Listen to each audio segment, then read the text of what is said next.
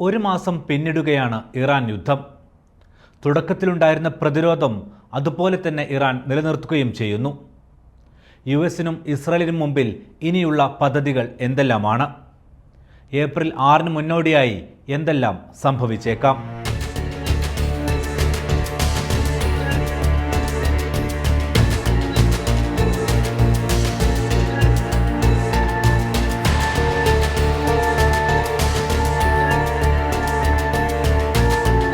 Iran യുദ്ധം ഒരു മാസം പിന്നിടുമ്പോൾ ഡൊണാൾഡ് ട്രംപ് ഗുരുതരമായ ഒരു സ്ഥിതിയിലാണ്.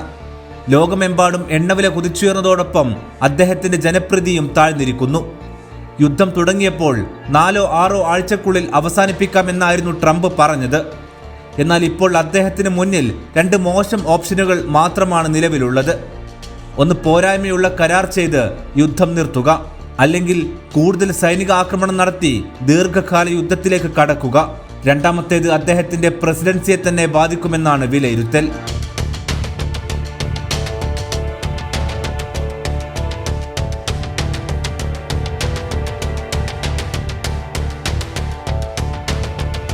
യുദ്ധം സൃഷ്ടിച്ച പ്രത്യാഘാതം വലുതാണ്. ഇറാൻ ഹോർമൂസ് കടലിടുക്ക് ബ്ലോക്ക് ചെയ്തു. ഒപ്പം നിൽക്കുന്നവർക്ക് മാത്രമായി തുറന്നിട്ടു. ലോകത്തിലെ 20% എണ്ണയും LNGയും കടന്നു പോകുന്ന റൂട്ട് ഇതോടെ തടസ്സപ്പെട്ടു. ഇത് ആഗോള എണ്ണവിലയെ വലിയ ക്ഷാമത്തിലേക്ക് തള്ളിവിട്ടുകൊണ്ടേയിരിക്കുന്നു. ഗൾഫ് രാജ്യങ്ങളിലെ എണ്ണ സൗകര്യങ്ങളിലും ഇറാൻ ആക്രമണം നടത്തിയതോടെ സാമ്പത്തിക ഞെരുക്കം പ്രകടമാണ്. അമേരിക്കയിൽ പെട്രോൾ വില ഗ്യാലന് $4 ട്രംപിന്റെ ജനപ്രീതിയെ കൂടി തകർക്കുകയാണ്. റോയിട്ടേഴ്സ് ഇപ്സോസ് പോൾ പ്രകാരം അദ്ദേഹത്തിന്റെ അപ്രൂവൽ റേറ്റിംഗ് 36% താഴ്ന്നു. വൈറ്റ് ഹൗസിലേക്ക് മടങ്ങിയ ശേഷമുള്ള ഏറ്റവും താഴ്ന്ന നില.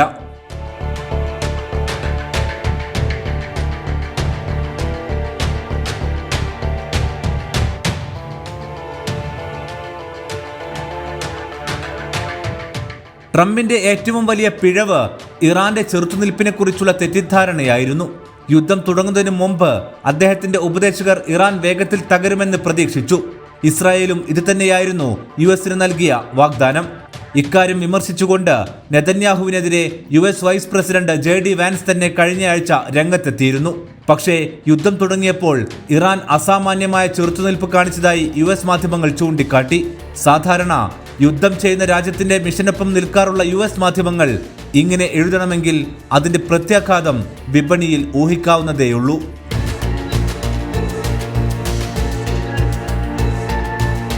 മിസൈലുകളും ഡ്രോണുകളും ഉപയോഗിച്ച് ഇസ്രായേൽ, ജോർദാൻ, ഇറാഖ്, ഗൾഫ് രാജ്യങ്ങൾ എന്നിവിടങ്ങളിലെ US ബേസ് തുടങ്ങിയ കേന്ദ്രങ്ങളെ ലക്ഷ്യം വെച്ച് ഇറാനും അവരുടെ സഖ്യവും ആക്രമിച്ചു. ഹോർമൂസ് പൂർണ്ണമായി തടഞ്ഞതോടെ ലോക സമ്പദ് വ്യവസ്ഥയെ തന്നെ ഞെരിക്കുന്നതാണ് സ്ഥിതി. ഇറാൻ നേതാക്കളിൽ ചിലരെ US ഇസ്രായേൽ ആക്രമണത്തിൽ കൊന്നെങ്കിലും അവരുടെ സ്ഥാനത്ത് കൂടുതൽ കടുത്ത നിലപാടുള്ളവർ വന്നത് യുദ്ധം അവസാനിപ്പിക്കുന്നത് കൂടുതൽ ബുദ്ധിമുട്ടിലാക്കുകയാണ്. ഈ ഊരാക്കുടുക്കിൽ നിന്നും ഊരുക USന് അത്ര എളുപ്പമാകില്ല.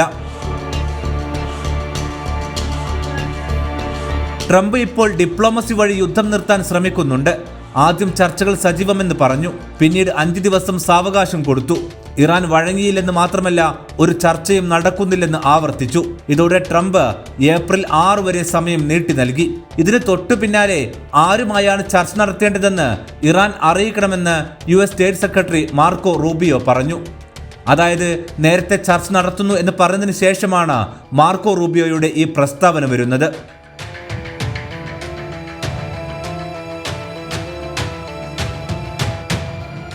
പാകിസ്ഥാൻ വഴി ഇറാന് 15 പോയിന്റ് സമാധാന നിർദ്ദേശം US അയച്ചിരുന്നു. പക്ഷെ ഇറാൻ അതിനെ അന്യായവും യാഥാർത്ഥ്യബോധവും ഇല്ലാത്തത് എന്നാണ് വിശേഷിപ്പിച്ചത്. ഇറാനിലെ നേതാക്കൾ യുദ്ധം നീട്ടി നിർത്തി വിജയം അവകാശപ്പെടാനാണ് ശ്രമിക്കുന്നത് എന്നുറപ്പാണ്. മരണവും പേടിയും ഏകാധിപത്യ രാജ്യങ്ങളിലെ പോലെ അവിടുത്തെ ഭരണകൂടത്തിനോ ജനതക്കോ ഇല്ലെന്ന് തെളിയിക്കുന്നതാണ് ചർച്ചക്കുള്ള വാതിൽ തുറക്കാതെ USനെ പിന്നാലെ നടത്തിക്കുന്നത്. ഇതെങ്ങോട്ട് നീങ്ങുമെന്നതിൽ USനോ ഗൾഫ് രാജ്യങ്ങൾക്കോ തന്നെ നിലവിൽ നിശ്ചയമില്ല.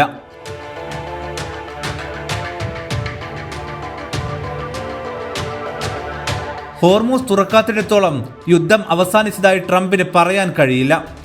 യൂറോപ്യൻ സഖ്യകക്ഷികൾ യുദ്ധക്കപ്പലുകൾ അയക്കാൻ വിസമ്മതിച്ചതും ട്രംപിന് തിരിച്ചടിയായി. അതേസമയം അദ്ദേഹം സൈനിക നീക്കങ്ങൾ വർദ്ധിപ്പിക്കുകയും ചെയ്യുന്നു. കൂടുതൽ സൈനികരെ ഗൾഫിലേക്ക് അയക്കുന്നതോടൊപ്പം ആവശ്യമെങ്കിൽ ഗ്രൗണ്ട് ട്രൂപ്പുകൾ ഉപയോഗിക്കുമെന്ന് ഭീഷണിയും മുഴക്കുന്നു.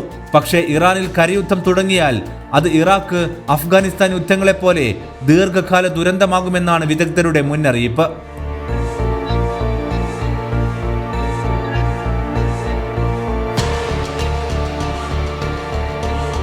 അമേരിക്കൻ ജനങ്ങൾക്കിടയിൽ യുദ്ധം അത്യന്തം അപ്രിയമാണ്.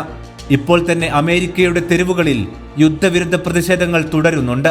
നവംബറിൽ മിഡ് ടേം തെരഞ്ഞെടുപ്പിൽ റിപ്പബ്ലിക്കൻ പാർട്ടിക്ക് നഷ്ടമുണ്ടാകുമെന്ന ഭയവും വർദ്ധിക്കുന്നു.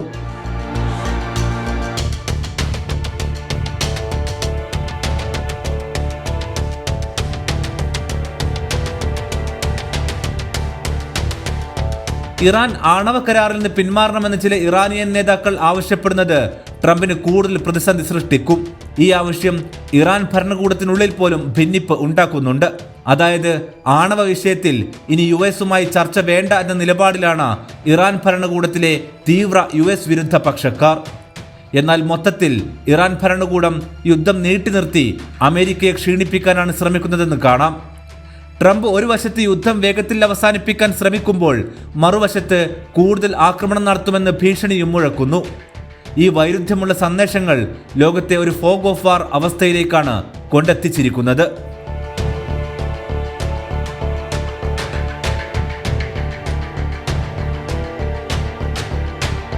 ഹോർമൂസ് കടലിടുക്ക് തുറക്കില്ല എന്ന് മാത്രമല്ല, ഇനി ഇതുവഴി യാത്ര ചെയ്യണമെങ്കിൽ ഇറാന് കപ്പം നൽകേണ്ടി വരുമെന്നും ഇറാൻ അവകാശപ്പെടുന്നുണ്ട്. ചുരുക്കത്തിൽ ട്രംപ് ആരംഭിച്ച യുദ്ധം ഇപ്പോൾ അദ്ദേഹത്തിന് തന്നെ ഏറ്റവും വലിയ വെല്ലുവിളിയായി മാറി. നേരത്തെ തുറന്നു കിടന്നിരുന്ന ഹോർമൂസ് മോചിപ്പിക്കാനുള്ള യുദ്ധമായി ഈ യുദ്ധം മാറി എന്നുള്ളതാണ് ഏറ്റവും വിചിത്രമായ കാര്യം. ഇറാന്റെ അസാമാന്യമായ ചെറുത്തുനിൽപ്പും മുന്നൊരുക്കവും ആണവ കരാറിലെ പിന്മാറ്റ ആവശ്യങ്ങളും ആഗോള എണ്ണവിലയിലുണ്ടായ ക്ഷാമവും രാഷ്ട്രീയ സമ്മർദ്ദങ്ങളും എല്ലാം ചേർന്ന് ട്രംപിനെ സങ്കീർണമായ സ്ഥിതിയിലേക്ക് എത്തിച്ചു. യുദ്ധം തുടങ്ങിവെച്ചത് നിങ്ങളാണ്, അവസാനിപ്പിക്കുന്നത് ഞങ്ങളായിരിക്കുമെന്ന് ഇറാൻ പറഞ്ഞത് യാഥാർത്ഥ്യമാകുന്നു എന്നതിലേക്കാണ് കാര്യങ്ങൾ നീങ്ങുന്നത്.